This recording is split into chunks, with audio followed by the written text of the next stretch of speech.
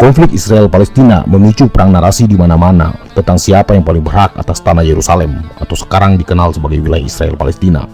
Dua kubu yang bertikai termasuk para pendukung masing-masing menggunakan berbagai justifikasi, baik itu dalil agama, dalil sejarah, dan seterusnya. Para apologet Israel mengatakan dulu tanah itu milik mereka. Begitu juga para pendukung Palestina.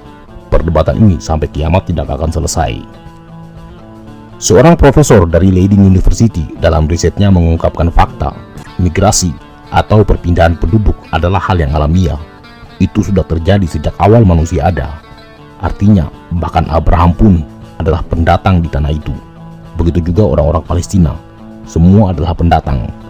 Jadi, justifikasi kepemilikan berdasarkan dalil agama di tanah Yerusalem harus gugur atas nama ilmu pengetahuan, karena sulit mencari pembenaran atas kepemilikan tanah dari ribuan tahun yang lalu. Klaim kepemilikan harusnya ditarik pasca Perang Dunia Kedua, karena dari situ banyak negara bangsa lahir, termasuk Israel. Jika Perjanjian Westphalia tahun 1648 hanya khusus melahirkan negara-negara modern di Eropa, maka Perang Dunia Kedua tahun 1945 melahirkan negara-negara modern yang menyebar di seluruh dunia, bukan hanya di Eropa. Termasuk banyak perjanjian-perjanjian internasional dibuat saat itu. Sangat tepat, klaim kepemilikan di wilayah Palestina Israel harus dimulai dari situ.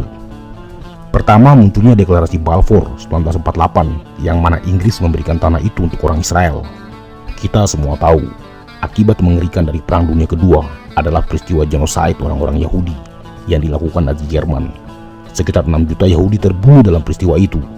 Eropa kemudian merasa bertanggung jawab. Deklarasi Balfour bisa dikatakan sebagai bagian dari tanggung jawab Eropa atas nasib orang-orang Yahudi.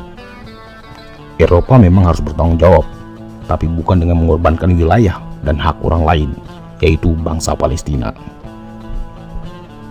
Deklarasi Balfour juga sebenarnya bisa diperdebatkan, karena dokumen Balfour ini tidak memiliki legitimasi hukum yang kuat.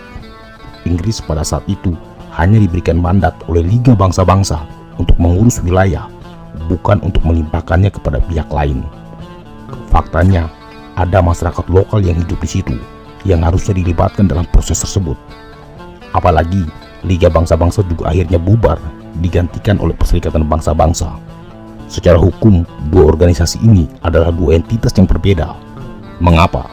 Karena piagam pendiriannya juga beda. Artinya, semua produk hukum yang dikeluarkan oleh Liga Bangsa-Bangsa idealnya harus diperiksa kembali.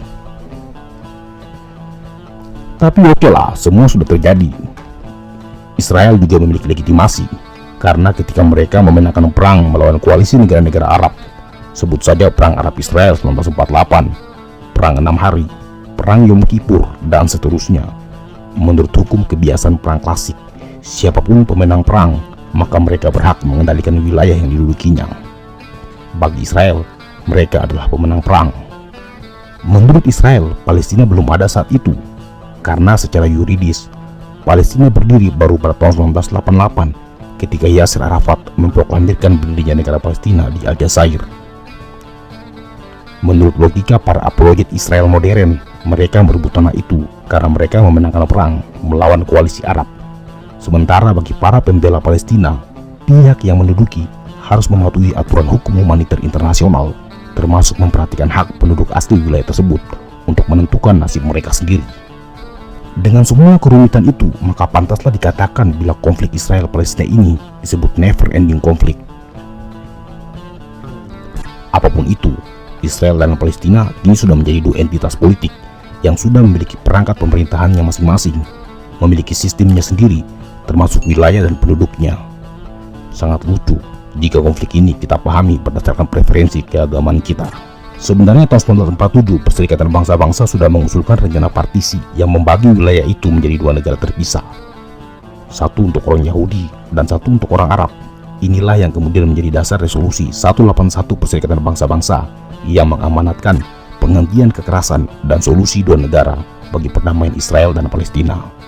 Resolusi ini juga mencabut mandat Inggris atas wilayah Israel-Palestina, yang artinya deklarasi Balfour sudah tidak bisa lagi dijadikan dasar hukum atas kepemilikan wilayah itu. Sayangnya, resolusi pendirian dua negara ditolak baik oleh kubu sayap kanan Israel maupun kelompok sayap kanan Palestina. Dua kubu konservatis fanatik ini sama-sama menolak dengan alasan yang sama. Mereka hanya menginginkan wilayah ini untuk mereka sendiri, Israel untuk Israel tanpa Palestina, dan Palestina untuk Palestina tanpa Israel. Bagaimana mungkin itu bisa dilakukan? Apakah Israel harus melakukan genosid agar semua orang Palestina hilang dari muka bumi dan negara Israel eksis?